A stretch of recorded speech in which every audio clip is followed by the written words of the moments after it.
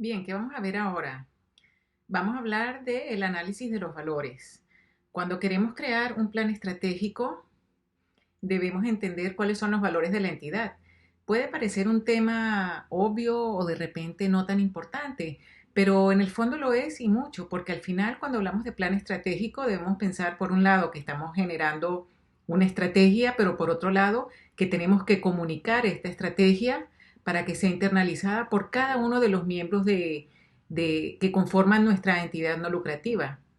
Entonces, que nosotros sepamos cuáles son esos valores y principios y que sepamos transmitirlos para que se genere una cultura organizacional en torno a esos valores es muy importante, porque al final serán los valores, los motores de las distintas acciones y de cómo se ejecutan las tareas dentro de la entidad. Al final, los valores pues son una serie de principios y creencias que influyen en la manera en que nos desempeñamos diariamente en nuestra actividad laboral. Por tanto, fíjense si es importante definirlos que forman parte digamos, de la estructura de nuestra personalidad y de la manera en que actuamos para ser más ágiles en la consecución de los objetivos de nuestra entidad. Los valores y los grupos de interés.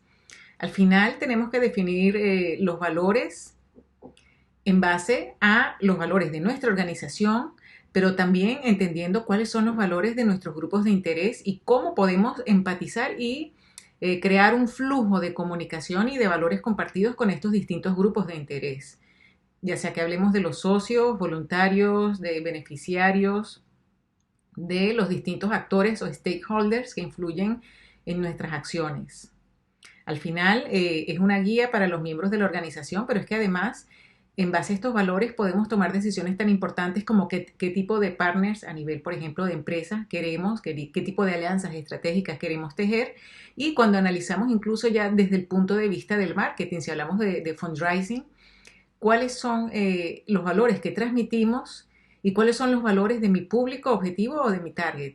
Los tendremos que analizar. Por tanto, al final es un elemento básico para cualquier área de la entidad y obviamente por ello en el diseño del plan estratégico cobra mucha importancia el poder definirlos.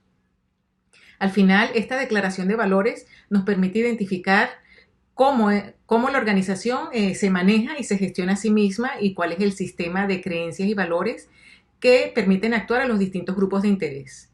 Al final, como hemos dicho, los valores de la entidad forman parte de la identidad y de la cultura organizacional, pero también de la manera en la que nos relacionamos con el entorno.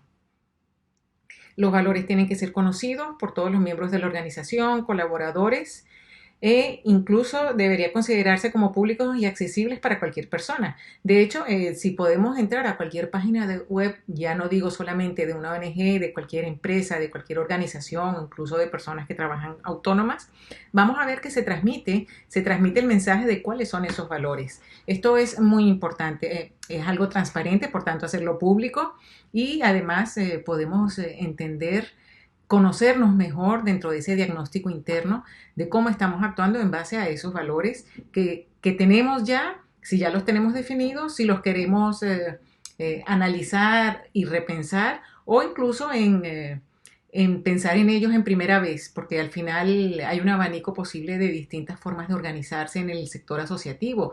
Hay pequeñas entidades, hay medianas, sabemos incluso que casi el 70% del tejido asociativo son pequeñas y medianas entidades con presupuestos bajos, a veces trabajan en base al apoyo muy importante de los voluntarios y entonces a veces no hay todavía un plan estratégico o lo hay, pero toca redefinirlo. Entonces, ya sea que redefinas tus valores o que los vas a definir por primera vez, es súper importante que entiendas la importancia que tienen para el plan estratégico. Como muestra, solamente hay muchos ejemplos que podemos ver en la web. Yo he rescatado este de la Fundación Agua de Coco. Aquí podemos ver cuáles son los valores y principios de la asociación. Son 5. Al final tenemos que entender muy bien que no se trata tanto de replicar lo que hayamos visto o distintos ejemplos, sino de identificarnos con los valores y principios de nuestra entidad. Este autoconocimiento de la organización es muy importante porque también nos permite identificar cuál es esta cultura organizacional y hacia qué tipo de cultura organizacional queremos ir.